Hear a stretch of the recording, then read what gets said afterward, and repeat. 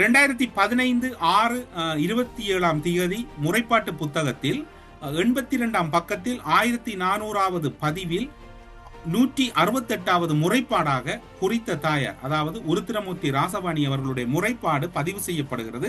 இதற்கு காரணமானவர் இனிய பாரதி என்கின்ற தகவல் மீண்டும் அந்த தாயார் உறுதிப்படுத்துகின்றார். 2007ஆம் ஆண்டு முறைப்பாடும் அங்கிருக்கின்றது. இதில் என்ன சுவாரஸ்யம் என்னவென்று சொன்னால், 2015ஆம் ஆண்டு முறைப்பாடு திருக்கோயில் போலீஸ் நிலையத்தில் இருக்கின்றது. 2007ஆம் ஆண்டு முறைப்பாடு செய்யப்படவில்லை என்கின்ற ஒரு தகவல் இருக்கின்றது. அப்படியாயின் ஆயுத குழுக்கள் தொடர்பான முறைப்பாடுகளை எழுதிவிட்டு அந்த புத்தகத்தை அல்லது அந்த முறைப்பாட்டு பதிவேட்டை ஆயுத குழுக்களிடமே இந்த போலீசார் அன்றைய கால பகுதியில் வழங்கினார்களா என்கின்ற ஒரு தகவல் இருக்கிறது. இன்னும் ஒரு விடயத்தை இந்த குற்றத்தடுப்பு புலனாய்வு பிரிவினர் உடனடியாக ஆரம்பிக்கப்பட வேண்டி இருக்கின்றது.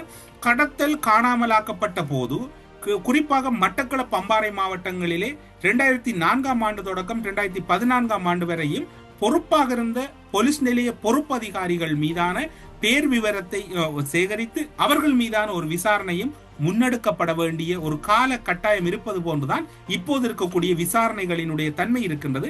எப்படி இந்த விசாரணை அதிகாரிகள் கையாள போகிறார்கள் என்று பொறுத்திருந்து பார்ப்போம். அது மட்டுமல்லாது நேற்றைய தினம் இன்னும் ஒரு விடயத்தை குறிப்பிட்டிருந்தோம். தொப்பி மனாஃப் என்ற கூடிய ஒருவரை கைது செய்திருக்கின்றார்கள். கைது செய்யப்பட்டவர் நேற்று நள்ளிரவிலேயே கொழும்புக்கு அழைத்து செல்லப்பட்டிருக்கின்றார். இவர் திருக்கோயில் பிரதேச சபையினுடைய முன்னாள் பிரதேச சபை உறுப்பினர். இவருடைய பேர் சின்னத்தம்பி விக்னேஸ்வரன் என்று கூறப்படுகிறது. இவர்தான் தொப்பி மனாஃப் என்ற பெயரில் அழைக்கப்பட்டிருக்கின்றார். இவர் டிஎம்பிபி கட்சியின் பல இடங்கள் அலுவலகங்களாக இயங்கிய பல இடங்களை நேரடியாக குற்றத்தடுப்பு புலனாய்வு பிரிவினரை அழைத்து சென்று காட்டியதாகத்தான் கூறப்படுகிறது.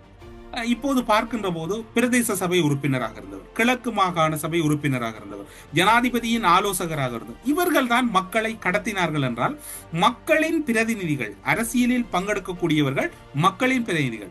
அந்த மக்கள் பிரதிநிதிகள் இதில் பங்கெடுத்தார்கள் என்றால் அந்த மக்கள் பிரதிநிதிகள் எப்படியான வகையில் இந்த கடத்தலில் ஈடுபட்டார்கள், எப்படியான வகையில் இவர்களை மக்கள் அங்கீகரித்தார்கள் என்கின்ற கேள்வி எல்லாம் இப்போது எழுது.